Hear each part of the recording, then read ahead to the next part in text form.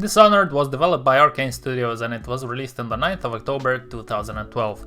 It's a modern classic in my humble opinion, although I just finished playing it for the first time, but just the amount of content and top 10s that this game has made it throughout the years made me think that it's pretty obvious that people love the game and it is highly appreciated. Okay, now that being said, is it still fun 8.5 years later after its launch? Short answer, yes! And if you wanna know why, stick around because this video might help you make a more informed decision in case you wanna pick it up and try it. Okay, let's start with the storyline, and as always I'm gonna be as vague as I can here. Shortly and without giving away too much, you are an assassin slash bodyguard to an empress that is assassinated at the beginning of the game, so there's no spoilers there, and you are blamed for it. Obviously this is not true, so after you manage to escape the prison with some so-called friends, with the help of some so-called friends, you set on a revenge mission to take care of the people that are responsible for what happened and also to save the Empress's girl, Emily Caldwin. Now this sounds very basic and simple, but the game offers you a lot of depth here with interesting characters and agendas, which will eventually show you that not everything is as black and white as you might have thought from the beginning when you started your journey. But enough about the story, let's talk about gameplay. I gotta say I haven't encountered any bugs in the game, it ran perfectly fine for me. I played it on 1440p. Every now and then I would notice some flickering in the background of your base, but nothing too serious, and it's very small detail there. A thing that annoyed me though was the fact that, like most games that are made prioritizing consoles, it was capped at 60 frames per second.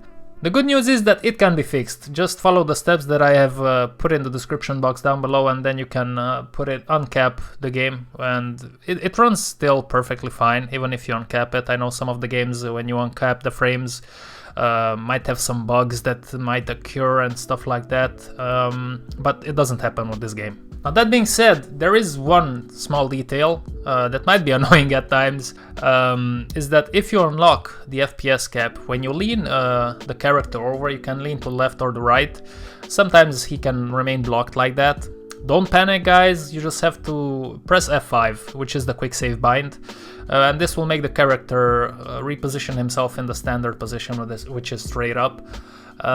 It can be annoying at times, but it's not a game breaker, to be honest with. Okay, enough about technicalities, let's talk about the game itself. The game is fantastic, and whether you played it then or you're playing it now, it will still be as enjoyable as ever in my humble opinion. You basically are put in large areas where you have to reach point B from point A, but what makes the game special, and I think what's the best part of the game, is that it offers you different paths towards the same destination. So this will offer a lot of replay value for people that want to try different things and different ways to tackle every mission.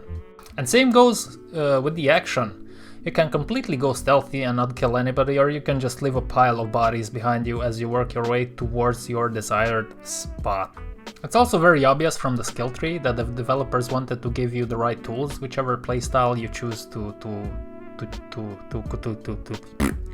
There's a clear distinction for me, as about 50% of the skills that you can develop are obviously gonna help players that like a more stealthy approach, while the other 50% is destined to the bloodthirsty assassins inside of some of us. Now, all that is fun and interesting to explore, but beware, depending on how you play and tackle every obstacle that's put in front of you, you will get a different ending. The game has 3 endings, so without giving away too much here or going too much into details, I think it's pretty obvious that if you really want to help the characters involved and want them to flourish, then you won't stick your blade into everything that moves. I cannot express how much I've enjoyed this side of the game, because you can see how much the developers worked so that you can have different options at different playstyles. And that's why some people might find the game a little bit short. I finished it in around 11 hours, but it has a lot of replay value. If you enjoy playing the game and you want more after you finish, there's always the option of playing it again, but choosing a different style. Like maybe if you played it a little bit of vanilla for the first time, a little bit stealthier, then on the second playthrough you can go ham and just take out everything. And to be honest with you, I prefer 11 hours of quality over 15, 16, 20 hours of stretched out gameplays like some of the games have done throughout the years. So I would much rather pick up a game that's 11 hours of quality gaming and maybe has some replay value than playing a game that's longer and just wasting your time for no good reason, to be honest with you. The missions in the game are pretty straightforward and I like that a lot. For example, XYZ happened to you, so you have to do ABC to solve the problem. No bullshit in between and no side quests or characters that have no relevance to the game whatsoever, except making you waste more time that's unnecessary.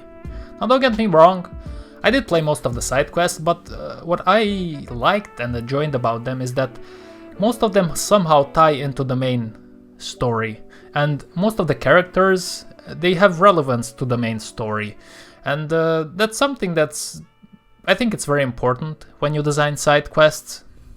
And they were also not as repetitive as in other games, so yeah, like overall, man, there are some nice missions here, even in the side quest ones, and I liked it a lot, to be honest with you. And also the fact that the side quests have relevance to the main story incentivized me, for example, to complete them, to go over them, and yeah, to enjoy the game overall more. But Roland, how are the graphics?